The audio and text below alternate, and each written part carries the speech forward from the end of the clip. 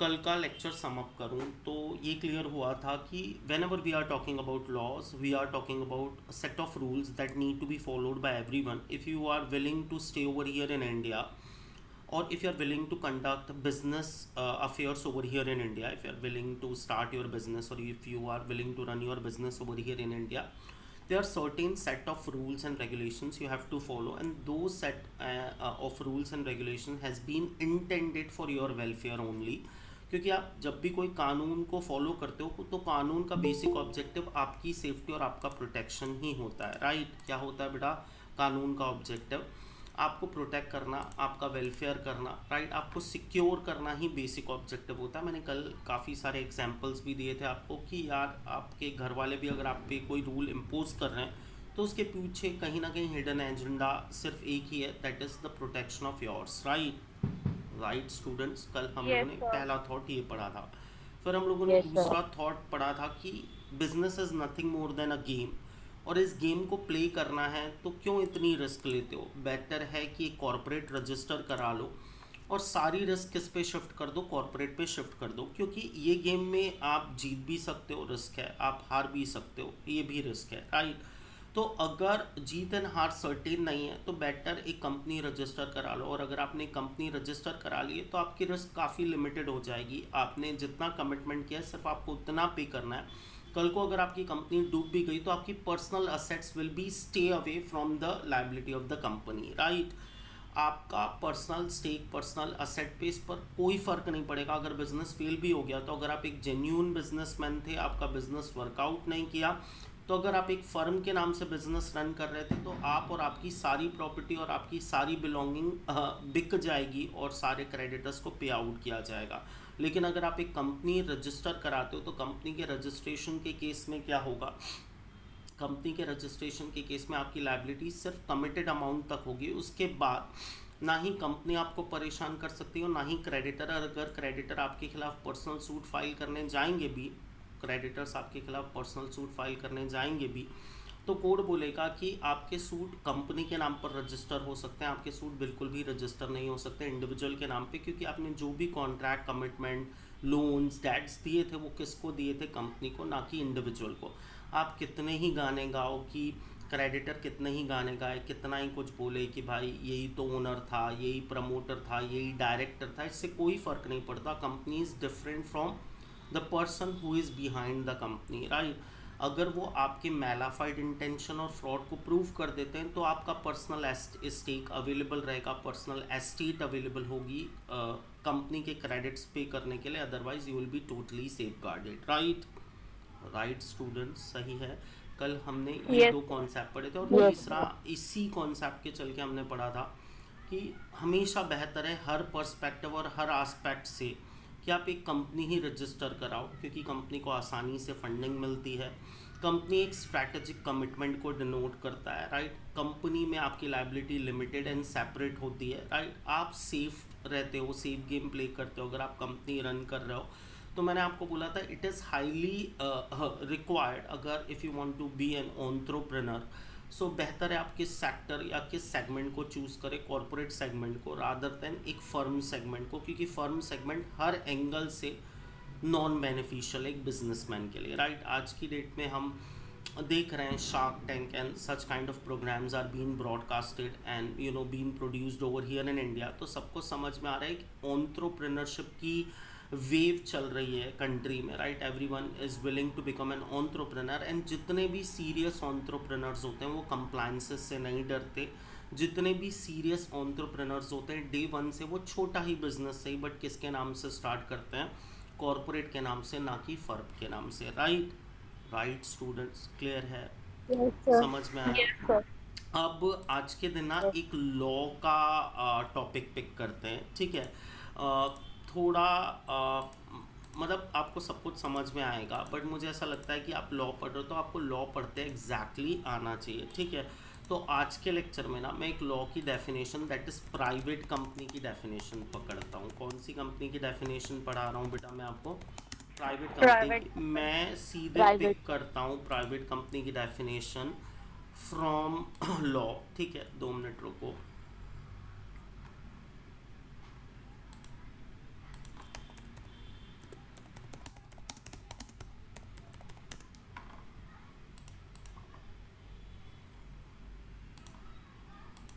सीधे लॉ से पिक करता हूँ और लॉ से मैं आपको पढ़ाता हूँ कि लॉ को कैसे एग्जैक्टली पढ़ते हैं, ठीक है। 268 है, 2 सबसेक्शन 68, ठीक है। किसकी डेफिनेशन पढ़ रहे हैं बेटा हम? प्राइवेट कंपनी की डेफिनेशन, ठीक है।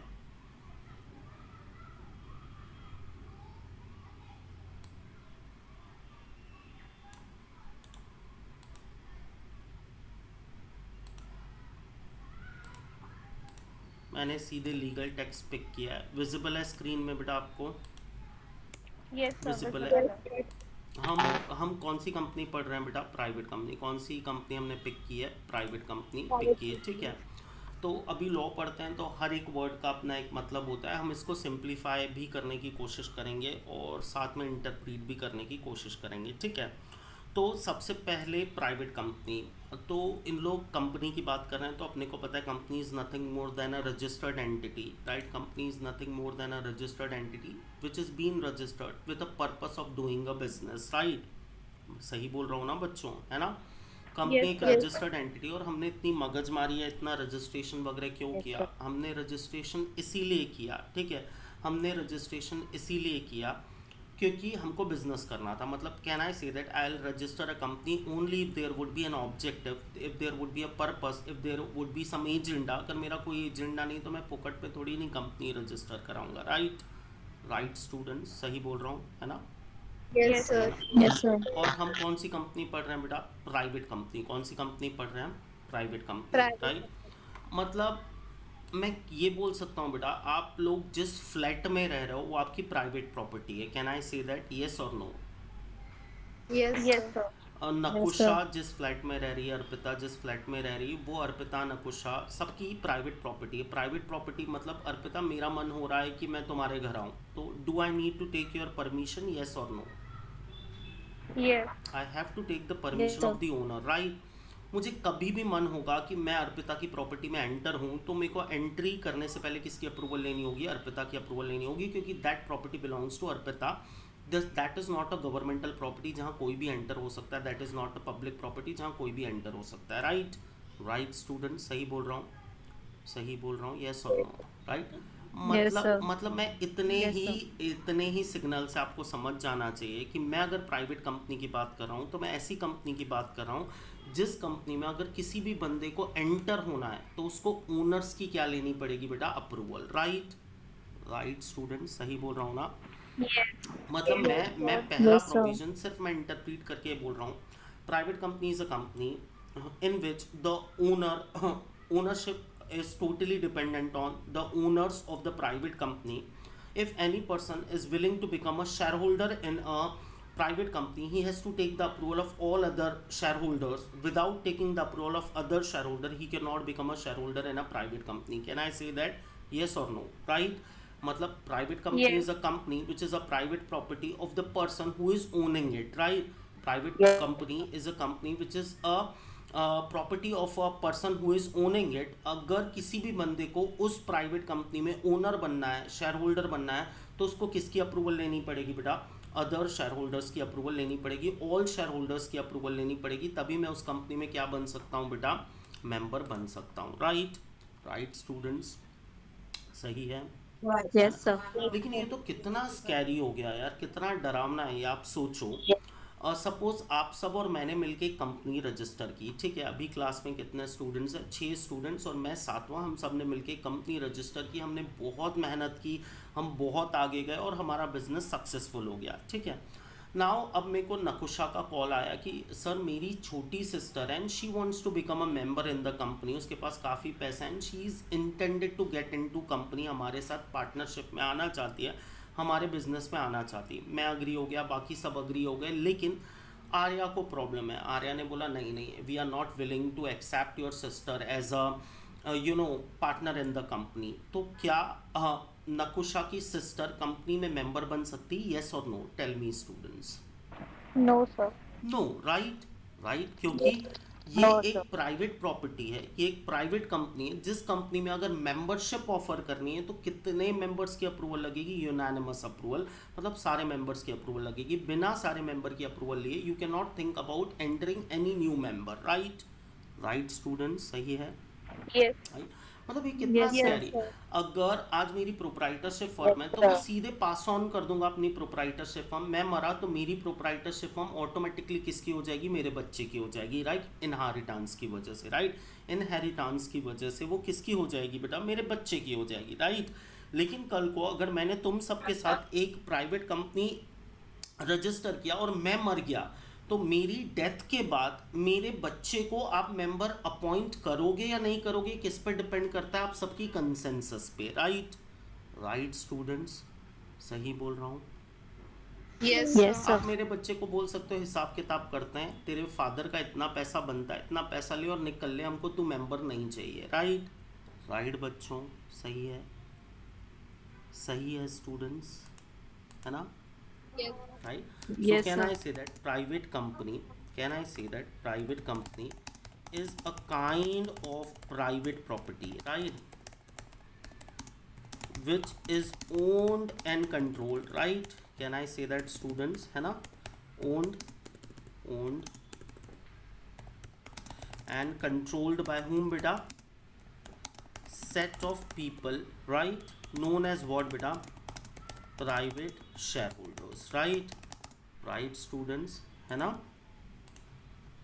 सही Yes, है sir. स्टूडेंट्स, है ना, Yes, private sir. Share holders, right. If any person is willing to be the part of that company, he requires, right, approval of all the members, right,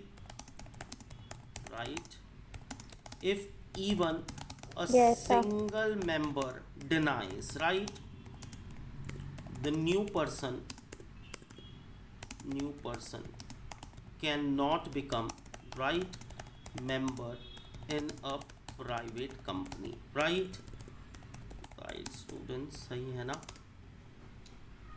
Yes, sir. Even inheritance, right, can I write, even inheritance, right, requires what, approval of all other members, right, क्योंकि private companies it is owned and controlled jointly by the people who have registered it, who are the promoters of that company, and अगर वो नहीं चाह रहे बिल्कुल भी कि उस कंपनी में किसी भी बंदे को मेंबर बनाना है, तो वो बंदा उस कंपनी में मेंबर नहीं बन सकता जब तक सारे मेंबर्स की कौन सी अप्रूवल ना मिल जाए बेटा, यूनानिमस अप्रूवल, राइट, कौन सी अप्रूवल बेटा, यूनानिमस। समझ में आया? अभी तो सिर्फ मैंने क्या इंटरप्रीट किया बेटा, प्राइवेट कंपनी का मीनिंग ट्राई किया है इसको इंटरप्रीट करने के लिए, राइट। क्लियर हुआ यहाँ तक, समझ में आया सबको, है ना। Yes. Yes, अब sir. यहाँ पर देखिए अगला प्रोविजन क्या बोल रहा है, मैं यहाँ रुकूंगा और पढ़ता हूँ। Means a company having minimum paid up share capital as may be prescribed, has a minimum paid up share capital as may be prescribed, मतलब यहाँ पर सिर्फ इतना बोल रहा है कि प्राइवेट कंपनी एक ऐसी कंपनी है जिसमें मिनिमम इतना पैसा, पेड अप शेयर कैपिटल का मतलब पैसा लगा होना चाहिए, कैपिटल लगी होनी चाहिए, minimum paid up share capital लगी होनी चाहिए, एज में बी प्रेस्क्राइब्ड मतलब सेंट्रल गवर्नमेंट बताएगी कि कितनी minimum paid up share capital से आप प्राइवेट कंपनी इंडिया में रजिस्टर करा सकते हो। बट हमको कोई फिगर नहीं दिख रहा है, दिख रहा है क्या स्टूडेंट्स, ओमिटेड वर्ड दिख रहा है, मतलब मिनिमम फिगर को हटा दिया है गवर्नमेंट ने, right, right students, Yes, right. sir. Yes, देखिए sir. ओमिटेड वर्ड दिख रहा है, मतलब Yes, sir. गवर्नमेंट ने क्या कर दिया है, मिनिमम, अगर आपने कभी 11th-12th में प्राइवेट कंपनी के बारे में पढ़ा होगा तो आपने पढ़ा होगा कि प्राइवेट कंपनी के लिए मिनिमम कितनी पेड अप शेयर कैपिटल चाहिए बेटा, 1 लाख रुपए, राइट, पढ़ा है ना, यस और नो, राइट, पढ़ा है बेटा, Yes, है ना। sir. बट Yes, इन लोग sir. बोल रहे हैं अब कोई minimum paid up share capital की ज़रूरत नहीं जब तक सेंट्रल गवर्नमेंट प्रिस्क्रिप्शन इशू नहीं करेगी। तो पता है बेटा आज की डेट में India is running behind ease of doing business. India किसकी तरफ भाग रहा है बेटा, ईज ऑफ डूइंग बिजनेस की तरफ, किसकी तरफ, ईज ऑफ डूइंग बिजनेस, किसकी Ease तरफ। of doing business. अच्छा मेरे को एक बात बताओ बेटा, ईज ऑफ डूइंग बिजनेस, आपके पेरेंट्स को अगर चाहिए कि आप लोग लाइफ में ग्रो हों तो उनको एक कंसल्टेटिव अप्रोच रखनी चाहिए या एक अथॉरिटेटिव अप्रोच रखनी चाहिए, मतलब अगर आपके पेरेंट्स बहुत ज़्यादा रूलिंग पे बिलीव करते हैं, आपको समय समय पे इंस्ट्रक्शंस देते हैं और बोलते हैं मैं जो बोलूँगा तेरे को वही करना पड़ेगा, तो इन दैट केस आप ग्रो होगे या डिमीन होगे, डेफिनेटली डिमीन होगे, राइट, राइट स्टूडेंट्स, Yes, है ना। sir. Yes, लेकिन sir. अगर Yes, आपके sir. पेरेंट्स, अगर आपके पेरेंट्स आपको बोलते हैं नहीं यार, in whatever career you want to build your future, अपन डिस्कस करेंगे, देखेंगे तेरे को क्या पसंद है क्या नहीं पसंद है, उस हिसाब से सब चीज़ें डिसाइड करेंगे। डिनर टेबल में आप लोगों के डिस्कशन होते हैं और आपकी रजामंदी और आपकी अप्रूवल के बिना वो कोई एक्शन नहीं लेते। तो कहना है से दैट बहुत पार्टिसिपेटिव, बहुत कोऑपरेटिव पेरेंट्स मिले हैं आपको और आपको एक बेहतर एनवायरनमेंट मिला है एंड डेफिनेटली आप फ्यूचर में ग्रो करोगे। राइट राइट स्टूडेंट, सही है ना? Yes. Yes, sir. सो Yes, sir. अगर मैं पेरेंट्स की बात कर रहा हूँ तो बिजनेसेस के लिए पेरेंट्स कौन? Government, right. अभी गवर्नमेंट मेरे को ये बोल दे कि राहुल तेरे को ना अगर प्राइवेट कंपनी ओपन करना है तो मिनिमम तेरे पास 1 लाख रुपए होने चाहिए, तो मैं बोलूँगा भाई अगर मुझे बिजनेस डालना है तो मुझे पता है मुझे कितने कैपिटल की ज़रूरत होती है होगी, राइट। आप कौन होते हो मुझे ये बोलने वाले कि कितने कैपिटल की ज़रूरत है? सही बोल रहा हूँ ना बच्चों? अगर मुझे एक चाय की शॉप खोलना है, राइट, आज की डेट में चाय भी कॉरपोरेट्स में कन्वर्ट हो चुकी है, राइट, चाय का बिजनेस भी, राइट। तो अगर मेरे को एक चाय का बिजनेस ओपन करना है तो मैं 5,000 रुपये से भी अपना बिजनेस ओपन कर सकता हूँ, येस और नो? राइट स्टूडेंट, सही बोल रहा हूँ, है ना? Yes, तो sir. सरकार ने बोला कि हम एक कंसल्टेटिव पेरेंट्स बनेंगे, हम Yes, कोई sir. रूल्स एंड रेगुलेशन नहीं बनाएंगे, हम बिल्कुल भी फालतू की बात नहीं करेंगे कि भाई मिनिमम 1 लाख रुपए होंगे तो ही प्राइवेट कंपनी रजिस्टर करा सकते हो, क्योंकि अगर हम ये कैप लिमिट लगेंगे तो जो लोग 1 लाख रुपए से कम का बिजनेस कर रहे हैं वो प्राइवेट कंपनी नहीं रजिस्टर कराएंगे, राइट राइट बच्चों, और वो कॉर्पोरेट सेक्टर में नहीं आएंगे, राइट राइट। तो क्यों हम minimum paid up share capital रखें? क्यों हम ऐसे रूल्स बनाएं जो ऑटोक्रेसी को डिनोट करें? क्यों हम ऐसे रूल्स ना बनाएं जो बिजनेस को सपोर्ट करें? तो इन्होंने 2016 में, कब 2016 में ये डिसाइड किया, मोदी गवर्नमेंट के आने के बाद ही कंट्री में बहुत एंटरप्रेन्योरशिप बढ़ी है। उन्होंने ये रियलाइज़ किया कि ये बकवास रूल है कि मिनिमम 1 लाख रुपए होंगे तो ही प्राइवेट कंपनी होनी चाहिए। आज की डेट में कोई minimum paid up share capital की रिक्वायरमेंट नहीं है अगर आपको कौन सी कंपनी रजिस्टर करना है बेटा, private limited company. Is it clear? समझ में आ गया? क्लियर हो गया? Yes, sir. तो Yes, दूसरा sir. पॉइंट मुझे समझ में आया, there were requirement of minimum right paid up share capital of rupees what 1 lakh, right, 1 lakh. till 2016, right? But now in order to incorporate, right, कौन सी कंपनी बेटा? Private company, there is no such requirement, right. Can I registered a private company with 50,000 रुपये? Answer would be yes, right. Can I registered a private company with 10,000 रुपये? Answer would be yes. Can I registered a private company with 1,000 रुपये? Answer would be yes. You are the businessman, let you decide what should be the minimum capital requirement for your business. Let not the government intervene in your decision making, right? Right students? Yes, sir. Ease of doing Yes, sir. business, right? Ease of doing business का मतलब क्या हुआ? Government क्या बन रही बेटा? governments are supporting businesses now, right? Government are not regulating the business, right? सही बोल रहा हूँ बच्चों, है ना? ईज ऑफ डूइंग बिजनेस का मतलब क्या है? गवर्नमेंट कौन सी पेरेंट बनने की कोशिश कर रही? कंसल्टेटिव पेरेंट, ना कि कौन सी रेगुलेटरी पेरेंट्स, राइट? समझ में आ गया? क्लियर हुआ? Yes, sir. Yes, sir. कितनी चीज़ें होंगी बेटा? 2 प्रोविजन। प्राइवेट, पहला समझ में आया, private company is nothing more than a company in which the ownership is privately controlled, right? Any person who is willing to enter into a private company as a member has to take the approval of all other members. If even a single member is not agree to accept one single person as a member, the new person cannot become a member in a private company, right? Unanimous approval is necessary. दूसरा समझ में आया, in order to register a private company there is no minimum paid up share capital required according to Indian law, right? Now अगर कोई विदेशी बंदा आता है और मेरे को बोलता है Rahul private limited company register करना है, मिनिमम कितनी कैपिटल रखनी होगी, तो मैं बोलूँगा डोंट वरी भाई, आराम से, इंडिया में हमने कोई minimum paid up share capital requirement नहीं रखी, तो 50,000 रुपये भी है तो भी अपनी क्या रजिस्टर करा सकता है प्राइवेट लिमिटेड कंपनी। बाद में सोचेंगे कि बिजनेस कितना बड़ा है, कैसा है, कितना पैसा लगेगा, ये बात की बातें हैं। रजिस्ट्रेशन के लिए कोई minimum paid up share capital requirement नहीं है, राइट राइट स्टूडेंट्स? क्लियर हो गया? Yes, sir. क्लियर हुआ? अब आगे बोलता Yes, है sir. Which bye it's articles. Which bye it's article, article क्या होता है यार? आर्टिकल बाय लॉज होते हैं, रूल्स एंड रेगुलेशंस होते हैं जो सारे मेंबर्स को फॉलो करने पड़ते हैं। अगर आप एक कंपनी रजिस्टर करा रहे हो तो कंपनी के अपने इंटरनल रूल्स एंड रेगुलेशंस होंगे जिनको हम क्या बोलेंगे बेटा? आर्टिकल्स बोलेंगे। Articles internal rules and regulations हैं। क्या है? जैसे आपके घर के इंटरनल रूल्स एंड रेगुलेशंस हैं, वैसे ही हर कंपनी के बिजनेस करने के अपने इंटरनल रूल्स एंड रेगुलेशंस होते हैं जिनको हम क्या बोलते हैं बेटा? आर्टिकल्स बोलते हैं। बोलते हैं, क्या बोलते हैं? आर्टिकल्स। क्लियर है? आर्टिकल्स मतलब Article. क्या? What do you mean bye article? Article is nothing more then set of internal rules and regulations of the company. Clear हुआ? समझ में आया? Yes, है ना? Yes, sir. sir. अगला Yes, क्या बोलता है? sir. अब इसके आर्टिकल में पहली पॉइंट ये Yes, लिखी हुई sir. है, restrict the right of transfer it shares. क्या बोल रहा है बेटा? Restrict the right to transfer it shares. क्या बोल रहा है? Restrict the right to transfer it shares. Restrict मतलब रिस्ट्रिक्शन, राइट? रिस्ट्रिक्ट मतलब restriction, right? Restriction the right to transfer it share. बेटा अगर मैं किसी कंपनी का शेयर होल्डर हूँ, राइट, तो मुझे अधिकार है मैं अपने शेयर आज पसंद है तो आज होल्ड करूँ, कल पसंद नहीं आए तो कल बेच दूँ, right? Right students? Yes, sir. Yes, कल sir. सुबह मुझे ऐसा लगता है यार टाटा मोटर का शेयर बहुत अच्छा है, सुबह सुबह उठकर मैं स्टॉक मार्केट में ये शेयर खरीद लेता हूँ। 2 दिन बाद मुझे लगता है यार क्या गलत डिसीजन लिया, फालतू मैंने मेरा पैसा टाटा मोटर में डाल दिया। क्या मैं उन शेयर्स को मार्केट में बेच सकता हूँ? Answer would B yes.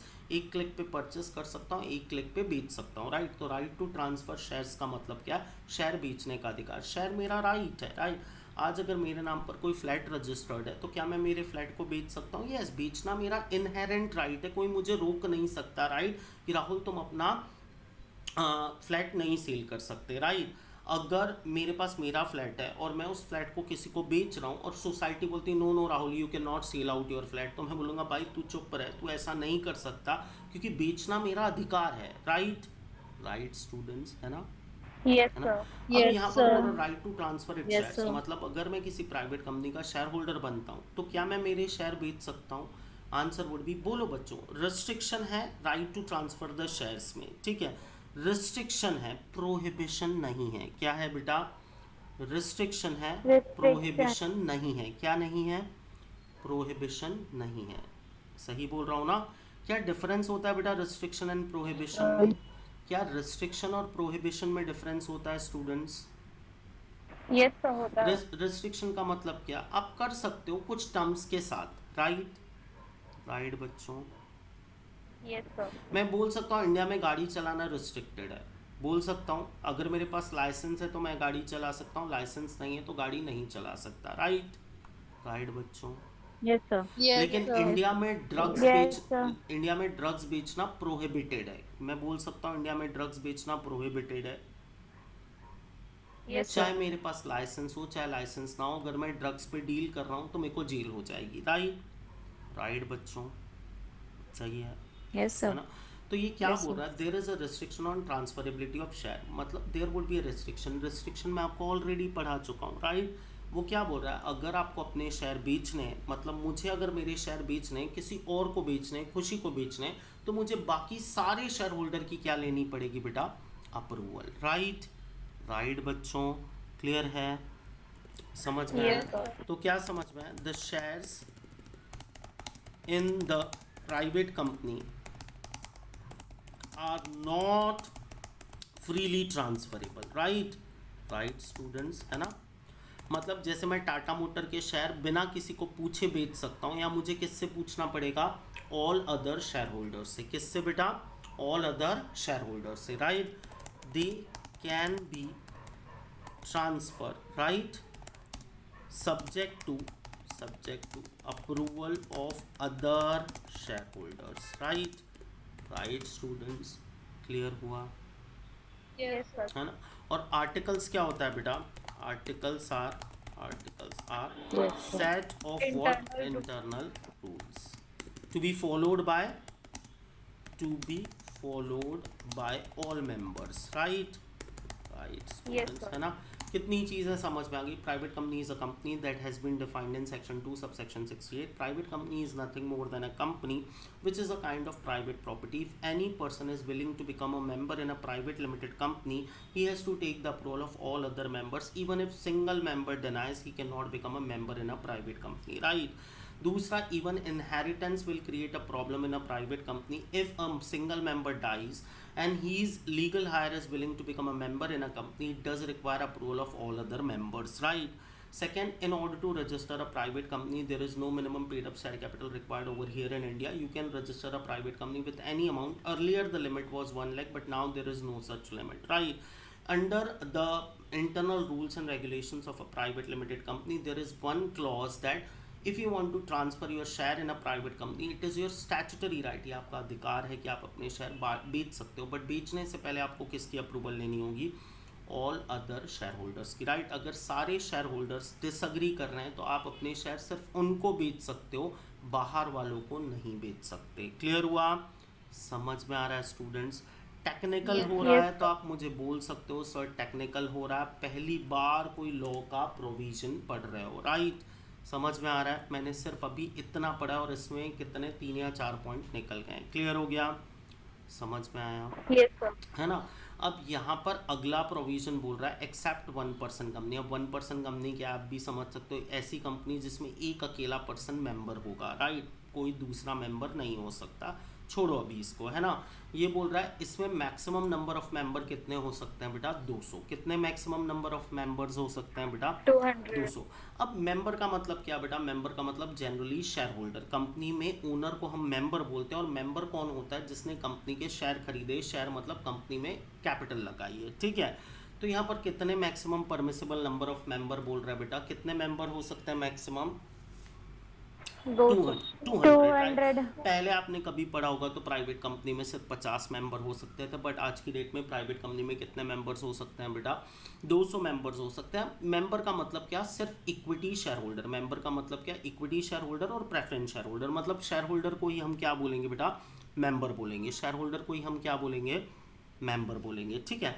तो अब आप मुझे बताओ एक प्राइवेट कंपनी में कितने एम्प्लॉय हो सकते हैं? कितने एम्प्लॉय हो सकते हैं बेटा? 200, 300, 400, 500 कितने हो सकते हैं बताओ? कितने एम्प्लॉयज हो सकते हैं प्राइवेट लिमिटेड कंपनी में? Unlimited I guess. Unlimited, right, क्योंकि मैं बात कर रहा हूँ सिर्फ limitation on the number of what बेटा? मेंबर में, राइट। मैं किसकी बात नहीं कर रहा? नंबर ऑफ एम्प्लॉयज की बात नहीं कर रहा, right. Right students? Yes sir. तो ये रेस्ट्रिक्शन सिर्फ किस पर एप्लीकेबल होगा? सिर्फ और सिर्फ मेंबर। मेंबर बोले तो कौन? What do you mean by member बेटा? Member means what? Shareholder. Shareholder who owns, right, owns shares in the company, right. Right students, है ना। मैक्सिमम कितने नंबर ऑफ मेंबर हो सकते हैं बेटा? Maximum unlimited number of members. Members कितने हो सकते हैं? 200, राइट। अदर देन मेंबर्स कितने हो सकते हैं? Other than members there is no such limit, right. Yes sir. मतलब लॉ में मुझे ये भी पढ़ना है कि वो बात किसके बारे में कर रहा है, ठीक है। एक डिबेंचर होल्डर समझता है बच्चों। डिबेंचर होल्डर बोले तो जिसने कंपनी को लोन दिया है कंपनी की सिक्योरिटी लेके, राइट। एक प्राइवेट लिमिटेड कंपनी में कितने डिबेंचर होल्डर हो सकते हैं बच्चों? टेल मी, कितने डिबेंचर होल्डर हो सकते हैं? कितने डिबेंचर होल्डर हो सकते हैं? आपने सुना है कभी डिबेंचर होल्डर के बारे में? यस और no student, speed fast, tell me. No sir. बेटा देखो बहुत सिंपल है। आज अगर मैं किसी कंपनी के शेयर खरीद रहा हूँ तो मैं उसका क्या बन रहा हूँ? ओनर। अगर मैं उसके डिबेंचर खरीद रहा हूँ तो मैं उनके क्या बन रहा हूँ बेटा? लेंडर। क्या बन रहा हूँ? लेंडर। समझ में? अगर मार्केट से कंपनी शेयर इशू करके पैसा लेती तो वो आपको क्या ऑफर करती है? ओनरशिप। लेकिन अगर उसने डिबेंचर्स इशू किए तो वो आपको क्या ऑफर करती है? लेंडरशिप, कि आप मुझे पैसा उधार दो। क्लियर है? समझ में आया? तो क्या डिबेंचर होल्डर मेंबर होगा? यस और नो? क्या डिबेंचर होल्डर मेंबर होगा? नहीं, क्योंकि मेंबर सिर्फ वो होता है जिसने क्या लगाया? Capital, right. जिसने लोन दिया है वो क्या नहीं हो सकता बेटा? मेंबर नहीं हो सकता, राइट।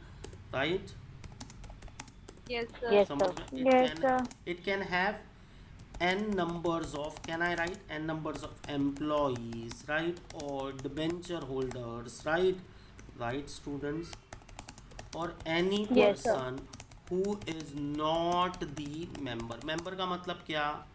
Capital provider. मेंबर का मतलब क्या? Capital provider. समझ में आ गया? क्लियर हुआ? Yes sir. हम किसकी डेफिनेशन को एनालाइज करने की कोशिश कर रहे हैं? प्राइवेट कंपनी की डेफिनेशन को। क्लियर है? समझ में आया, है ना।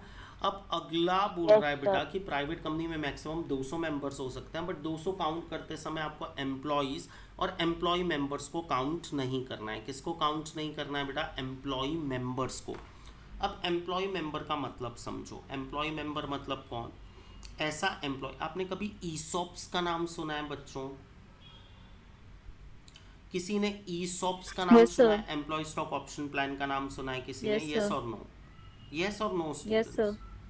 Only Arpita. What about others? Speak up, Yes, sir. students. You should No, speak sir. up. I'm No, not sir. sure. पता है बेटा, No, sir. बहुत सिंपल सा कॉन्सेप्ट है। देखो, अगर मैं किसी कंपनी में नौकरी कर रहा हूँ, ठीक है, तो आज की डेट में क्या मैं बोल सकता हूँ, बहुत सारी एम्प्लॉयमेंट अपॉर्चुनिटीज़ मेरे पास अवेलेबल है। मतलब अगर मैं क्वालिफाइड हूँ डेफिनेटली और मैं कंपनी सेक्रेटरी हूँ, तो आज एक कंपनी अगर मेरे को छोड़ेगी तो 10 कंपनियाँ मेरे को पिक करने के लिए तैयार है, क्योंकि मैं एक्सपीरियंस्ड हूँ। राइट स्टूडेंट्स, है ना? Yes, sir. सो Yes, आज sir. की डेट में आप किसी भी एम्प्लॉय को तब तक पकड़ के नहीं रख सकते जब तक आप उसको ये फील नहीं कराओगे कि वो आपके लिए वैल्यू करता है। राइट, सही है ना? हर इंडिविजुअल को आप Yes, बताइए, yes, बीइंग एन इंडिविजुअल, आपको खुश करने के लिए सिर्फ मैं आपको पैसा दूंगा तो आप खुश होगे, या मैं रिस्पेक्ट दूंगा तो आप खुश होगे? Respect and रिस्पेक्ट एंड पैसा दोनों चाहिए। राइट, तो अगर आप मेरी कंपनी के एम्प्लॉय हो, ठीक है, और पिछले 10 साल से मेरी कंपनी में काम कर रहे हो और मैं सिर्फ आपको एम्प्लॉय ट्रीट कर रहा हूँ, तो आपको ऐसा फील होगा, यार मेरा सारा कंट्रीब्यूशन मेरे को कोई बेनिफिट नहीं दे रहा, इस कंपनी में सिर्फ क्या मैं एक एम्प्लॉय हूँ। तो आज की डेट में अगर कोई कंपनी पब्लिक इशू लेके आती है ना, आईपीओ लेके आती है ना, तो उस आईपीओ में 5% हिस्सा अपने एम्प्लॉयज़ के लिए रिजर्व करके रख देती है।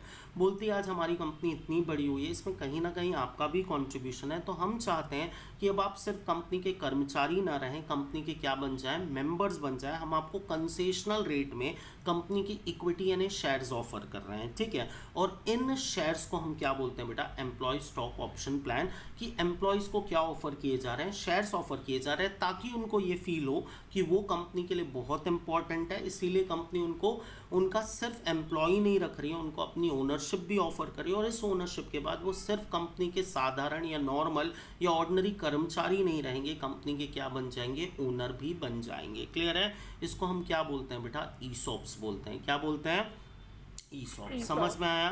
तो अगर कोई भी Yes, कंपनी मार्केट में कभी भी आईपीओ लेके आती है, आप देखिए, अगर आप पढ़ते होंगे, मैं आपको पढ़ने के लिए दूंगा भी असाइनमेंट्स, तो अगर आप पढ़ते होंगे तो आप देखिए, नायका का जब आईपीओ आया था, Falguni Nair is the founder of Nykaa, उसके कितने सारे एम्प्लॉय रातों रात करोड़पति बन गए, क्योंकि फाल्गुनी नायर ने 5% ईसॉप्स रखे थे एम्प्लॉयज़ के लिए, और लिस्टिंग के बाद कंपनी का शेयर एकदम ऊपर उठ गया, और जितने ऑर्डिनरी एम्प्लॉयज़ थे वो रातों रात क्या बन गए बेटा? करोड़पति बन गए, क्योंकि उनको ईसॉप्स में क्या मिल गए थे? कंपनी के शेयर्स मिल गए थे। क्लियर हुआ? समझ में आया? Yes, तो एक sir. तरीके का ये एक Yes, तरीके sir. का मैनेजमेंट मैकेनिज्म है कि सामने वाले को ये फील हो कि आप बीइंग एन एम्प्लॉय कंपनी के लिए इंपॉर्टेंट हो, इसीलिए कंपनी आपको क्या ऑफर कर रही है? इक्विटी शेयर्स ऑफर कर रही है। क्लियर हो गया? समझ में आ गया ईसॉप का कॉन्सेप्ट? समझ में आया सबको? Yes, sir. I hope students I am Yes, sir. Able to connect with you. So अब यहाँ पर देखो, यहाँ पर Yes, बोल रहा है जब आप 200 नंबर काउंट करोगे तो ऐसे एम्प्लॉयज़ जो कंपनी के एम्प्लॉय थे, इसीलिए आपने उनको मेंबरशिप ऑफर की, तो उन मेंबर्स को 200 की लिमिट में काउंट नहीं करना है। उनको काय में काउंट नहीं करना है बेटा? 200 की लिमिट में काउंट नहीं करना है। किसको काउंट नहीं करना है? Employees. Employee and ex employee members को will not be counted in what बेटा? 200 members. in 200 right, in 200। तो सपोज अगर कोई प्राइवेट कंपनी, इस पे मैं एक केस स्टडी दूंगा आज आपको सॉल्व करने के लिए, आपको सॉल्व करके कल सबमिट करना है मेरे को। एक प्राइवेट कंपनी है, उसमें 600 मेंबर्स हैं। क्या ये पॉसिबल है? यस पॉसिबल है। बताता हूँ कैसे पॉसिबल है, ठीक है। 600 में से 199 मेंबर्स पब्लिक है, मतलब 199 मेंबर्स प्राइवेट पीपल हैं, ठीक है, जो कंपनी के क्या हैं? फाउंडर्स हैं, ठीक है। और रिमेनिंग बेटा कितने? 401 राइट पर्सन्स क्या है? एम्प्लॉयज़ हैं। क्या है? एम्प्लॉय मेंबर्स हैं। क्या है? एम्प्लॉय। सिर्फ ऑर्डिनरी एम्प्लॉय नहीं है बेटा, सिर्फ ऑर्डिनरी एम्प्लॉय नहीं है, एम्प्लॉय प्लस कंपनी के शेयर होल्डर्स हैं, ठीक है। तो अगर 401 एम्प्लॉय प्लस शेयर होल्डर्स हैं तो उनको हम काय में काउंट नहीं करेंगे? ऑर्डिनरी मेंबर की लिस्ट में काउंट नहीं करेंगे। जो कंपनी के ऑलरेडी एम्प्लॉय थे, एम्प्लॉय होने की वजह से उनको शेयर्स अलॉट कर दिए, वो 200 की लिमिट में काउंट नहीं होंगे। समझ में आ गया? क्लियर हुआ? Yes, sir. सबको क्लियर हुआ? कितने Yes, प्रोविजंस sir. पढ़ लिए बेटा हम लोगों ने? पढ़ Yes, लिए। sir. Yes, sir. Two subsection 68 पढ़ा रहा हूँ। सेक्शन 2 सब सेक्शन 68 डिफाइन करती है प्राइवेट कंपनी को। इतना पढ़ के हमको अच्छे से समझ में आया प्राइवेट कंपनी एक ऐसी कंपनी है जो प्राइवेट प्रॉपर्टी है, जिसमें अगर आप मेंबर हो तो आप ये मत सोचो कि आपके बच्चे को इनहेरिटेंस में आप ये कंपनी पास ऑन कर दोगे। भाई private company extremely private property है। इसमें किसी भी बंदे को, अगर नए बंदे को, आपके भाई को, आपकी भाभी को, आपके कज़िन को, आपके बेटे को अगर मेंबर बनाना है तो अदर मेंबर्स की अप्रूवल से ही आप उसको मेंबर बना सकते हो। अगर एक सिंगल मेंबर भी डिनाई कर रहा है तो आप उसको मेंबर नहीं बना सकते, राइट। इवन इनहेरिटेंस में भी ये होगा कि अगर आपकी डेथ हो गई तो आपकी ये कंपनी आपके सक्सेसर को पास ऑन होगी या नहीं होगी, पैसा पास ऑन होगा, कंपनी में पोजीशन पास ऑन होगी या नहीं होगी, ये डिपेंड करेगा अदर मेंबर्स की कंसेंसस पे, राइट। सेकेंड, आज की डेट में प्राइवेट कंपनी बनाने के लिए कोई भी minimum paid up share capital की ज़रूरत नहीं, क्योंकि government is running behind facilitating the business. बोलती कोई minimum paid up share capital की ज़रूरत नहीं है। आप 100 रुपये से भी एक प्राइवेट कंपनी रजिस्टर करा सकते हो, राइट। तीसरा बोल रहा है कि प्राइवेट कंपनी के आर्टिकल्स या इंटरनल रूल्स कुछ रिस्ट्रिक्शन कैरी करेंगे। अगर बीइंग अ मेंबर मैं अपने शेयर बेचना चाहता हूं तो पब्लिक कंपनी में मुझे किसी से पूछने की ज़रूरत नहीं, बट प्राइवेट कंपनी में मैं बिना अपने शेयर एग्जिस्टिंग मेंबर को ऑफर किए किसी दूसरे को ऑफर नहीं कर सकता, राइट। मुझे मेरे पहले शेयर किसको बेचने होंगे? Existing member. अगर वो डिनाई करेंगे तो मैं किसको बेच सकता हूँ? आउटसाइडर्स को, राइट। राइट बच्चों, रिस्ट्रिक्शन है on transferability of Yes, shares, sir. Right. And next समझ में आया कि प्राइवेट कंपनी में मैक्सिमम कितने मेंबर्स हो सकते हैं बेटा? 200 मेंबर्स। कितने मेंबर्स हो सकते हैं? 200 मेंबर्स, राइट। 200 में किसको 200. काउंट नहीं करना है? 200 में किसको काउंट नहीं करना है? ऐसे मेंबर्स जो कंपनी के एम्प्लॉय या क्या थे? X employees. क्या थे? एम्प्लॉयज या एक्स एम्प्लॉयज। समझ में आ रहा है? समझ में आ रहा है स्टूडेंट्स? क्लियर हुआ है ना? Yes, sir. है ना? Yes, sir. आगे ये एम्प्लॉय और एक्स एम्प्लॉयज, ठीक है। फिर यहाँ पर बोल रहा है जॉइंट मेंबर को 1 काउंट करना है। जॉइंट मेंबर को कितना काउंट करना है बेटा? 1। तो सपोज आज मैं किसी कंपनी में ना जॉइंट होल्डर 3 हो सकते हैं, मतलब मैं, मेरी वाइफ और मेरा बच्चा, हम तीनों ने मिलकर एक कंपनी के 1000 शेयर खरीदे, ठीक है। तो हमको कंपनी कितने मेंबर काउंट करेगी बेटा? 1 मेंबर। कितने मेंबर काउंट करेगी? 1, क्योंकि हमने शेयर्स कैसे होल्ड किए हैं? जॉइंटली होल्ड किए हैं। कैसे होल्ड किए हैं?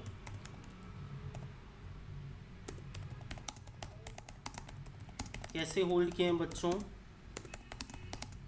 समझ में नहीं आया? जॉइंटली। अब देखो कैसे बेटा, क्या मैं एक saving bank account jointly hold कर सकता हूँ? क्या मैं एक फ्लैट जॉइंटली परचेस कर सकता हूँ? आप अपने पेरेंट्स से पूछना कि जिस फ्लैट में आप रह रहे हो वो फ्लैट ओन्ड बाय फादर है या jointly owned by mother and father है।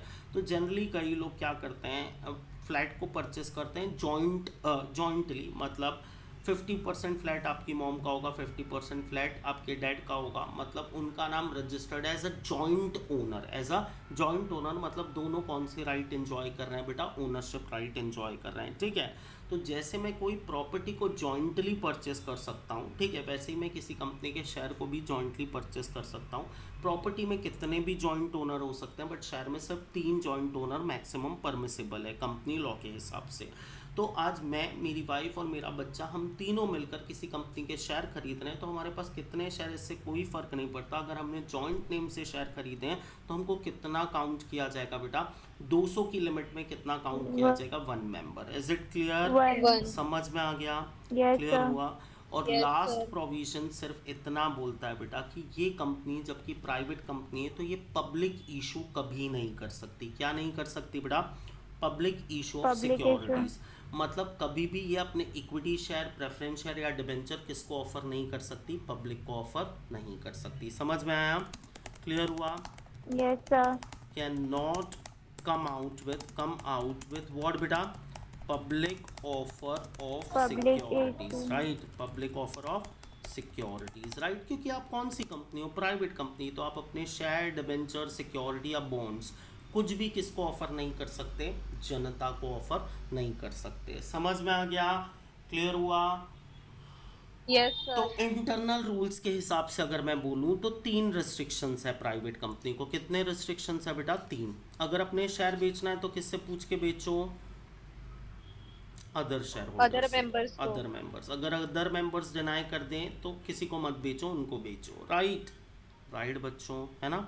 Yes, sir. दूसरा Yes, sir. मतलब अगर मेरे को उस कंपनी से Yes, एग्जिट sir. मारना है तो मुझे मेरे शेयर किसको बेचने होंगे, एग्जिस्टिंग मेंबर। अगर एग्जिस्टिंग मेंबर डिनाई करेंगे तो मैं बाहर वाले को बेच सकता हूँ। दूसरा, मेरी कंपनी में मैक्सिमम कितने मेंबर होंगे बेटा, 200, राइट। 200 200. में किसको काउंट नहीं करना है, employee Employees, members, ex ex-employees. Employee members and joint holder को कितना काउंट करना है, 1, राइट। 1. और थर्ड और One. लास्ट थिंग क्या बोल रहा है कि एक प्राइवेट कंपनी कभी भी क्या नहीं कर सकती बेटा, पब्लिक इशू नहीं Public कर offer. सकती। समझ में आ गया, क्लियर हुआ। Yes, sir. Yes, sir. This is how you guys should go through with what law. Law पढ़ते समय आप इस तरीके से अप्रोच रखो, हर एस्पेक्ट्स को सोचो, हर एस्पेक्ट को इंटरप्रीट करो। अब मैं कल के असाइनमेंट के लिए, जब आज नोट्स का, आज मेरे को थोड़ा लेट हो गया, आई वॉज बिट ऑक्यूपाइड, तो मैं आज के लेक्चर के बाद ही लेट इवनिंग अराउंड 10-10:30 आपसे ये नोट्स भी शेयर करूँगा और साथ में केस स्टडी दूंगा। आप उसका सल्यूशन करके सबमिट करोगे कल के लेक्चर से पहले, ठीक है स्टूडेंट्स, क्लियर हो गया।